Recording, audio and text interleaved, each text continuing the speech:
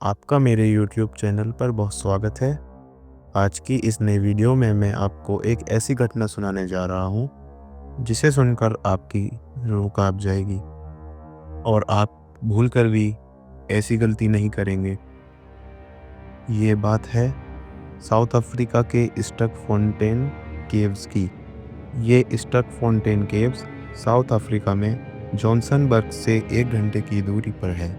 साल 1896 में जब जॉनसनबर्ग में गुफाएं खोजी जा रही थी, जभी इसी गुफा की खोज हुई, स्टकफोंटेन। साल 1896 में इसमें पुराने जानवरों के अवशेष भी पाए गए थे। इसी वजह से ये गुफा साउथ अफ्रीका में बहुत ज़्यादा पॉपुलर हो गई।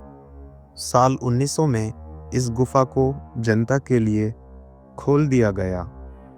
करीब इस गुफा के चालू होने के बाद 84 साल बाद एक आदमी जिसका नाम पीटर वर्हेरशेल था और उसकी उम्र 29 साल की थी। साल 1984 में उसने अपने 2 दोस्तों के साथ उस गुफा में जाने के लिए सोचा और वह चल पड़े। वह पेशे से गोताखोर भी थे। वह तीनों एक साथ स्टकफोंटेन गुफा में चल पड़े। वहीं चलते चलते उनकी निगाह एक झील पर पड़ी। उन्होंने सोचा क्यों ना इस झील के एक छोर से दूसरे छोर तक जाया जाए। वह अपने साथ ऑक्सीजन सिलेंडर भी लेकर चले थे।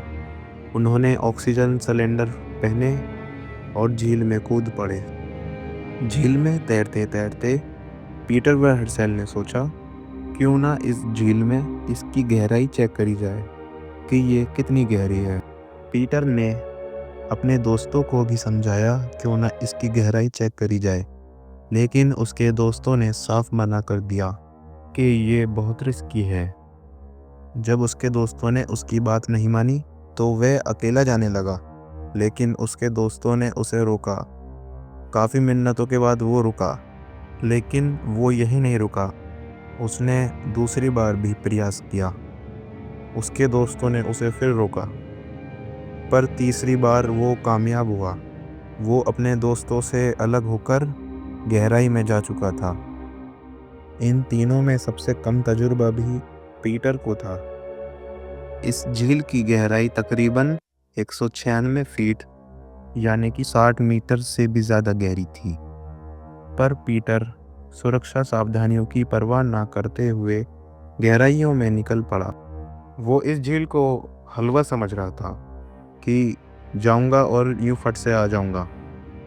वह जल्दी जल्दी चलने लगा ताकि उसके साथी फिर से ना आ जाएं और उसे साथ में न ले जाएं।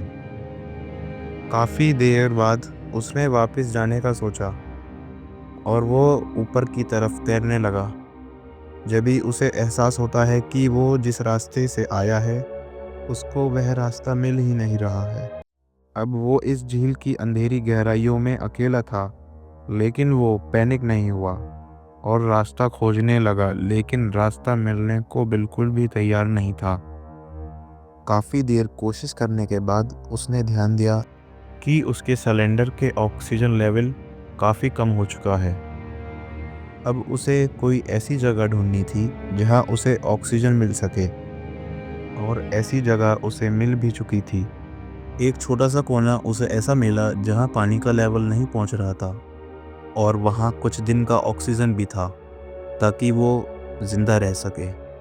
अब वो पानी से बाहर आ तो चुका था, लेकिन समस्या यहीं ख़त्म नहीं हुई। अब उसके पास बाहरी मदद के अलावा कोई चारा नहीं। काफ़ी घंटे बैठने के बाद पीटर थक हार कर सो गया और वो देखता है कि अभी भी कोई मदद उसके लिए नहीं आई है, लेकिन उसके पास इंतज़ार करने के अलावा कोई और चारा भी नहीं था।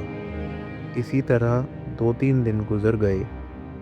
अब वह कमज़ोर भी होने लगा था क्योंकि उसे खाना भी नहीं मिल रहा था। उसने एक आखिरी कोशिश करी। उसने सोचा कि जितना भी उसके पास सिलेंडर में ऑक्सीजन है उससे एक बार कोशिश करके देखे, लेकिन उसकी ये कोशिश नाकामयाब हुई क्योंकि जो भी कुछ बचा पुचा ऑक्सीजन लेवल था वो भी कुछ समय बाद ख़त्म हो गया। और उसे वापस उसी जगह पर आना पड़ा और ऊपर वाले से मिन्नतें करने लगा। अब उसे अपनी गलती पर बहुत पछतावा भी हो रहा था, लेकिन अब बाहर से उसके दोस्तों के द्वारा रेस्क्यू टीम उसे ढूंढने के लिए भेजी गई, लेकिन उसका कोई पता नहीं चल रहा था। धीरे धीरे 1 हफ्ता और 2 हफ्ते का समय बीत गया। अभी भी उसका कोई पता नहीं चल पा रहा था। और वहीं जो पीटर अंदर बिल्कुल मरने की हालत में था, उसे पता लग चुका था कि मेरी मौत बहुत करीब है। वो 3 हफ्ते तक जिंदा भी था, लेकिन अब तक वह कंकाल की मानिंद हो गया था।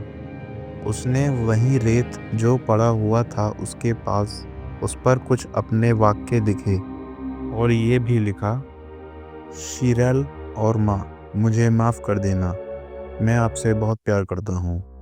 दरअसल शीरल उसकी पत्नी थी और करीब 6 हफ्तों बाद उसका रेस्क्यू ऑपरेशन भी बंद करा दिया गया। वहीं कुछ और लोग, जो लोग डाइविंग करने जाते, वो पीटर को खोजने की कोशिश करते। एक ब्रूस नाम का आदमी, उसके साथ कुछ लोग एक गुफा से मिलते हुए छेद में पहुंचे, जो कि अंदर से छोटी सी गुफा थी। उन्होंने देखा अंदर पैरों के निशान बने हुए हैं। वहीं उन्होंने देखा कि यहाँ एक लाश भी पड़ी है। इस लाश को ऊपर ले जाया गया और वहीं पता चला कि ये लाश पीटर की थी। उसका पोस्टमार्टम भी कराया गया। इसमें पता चला कि शुरू के 3 हफ्ते तक पीटर जिंदा था और 3 हफ्ता 1 दिन होने के बाद पीटर की मौत हो गई। तकरीबन 22वें दिन तक पीटर मर चुका था। इसके बाद वहाँ की सरकार ने ये गुफा बंद करवा दी और वहाँ जाने से भी बैन लगवा दिया। लेकिन 2005 में उस गुफा को फिर से खोला गया और नए रास्ते बनाए गए ताकि अब कोई घटना ना घटे। इसी के साथ मैं आपसे अलविदा लेता हूँ। आप सभी का बहुत शुक्रिया, आप यहाँ तक बने रहे। प्लीज़ जाने से पहले चैनल को सब्सक्राइब ज़रूर कर दें, वीडियो को लाइक कर दें और शेयर ज़रूर कर दें। और पिछली वीडियो का शाउट आउट जाता है मोहम्मद अमान को।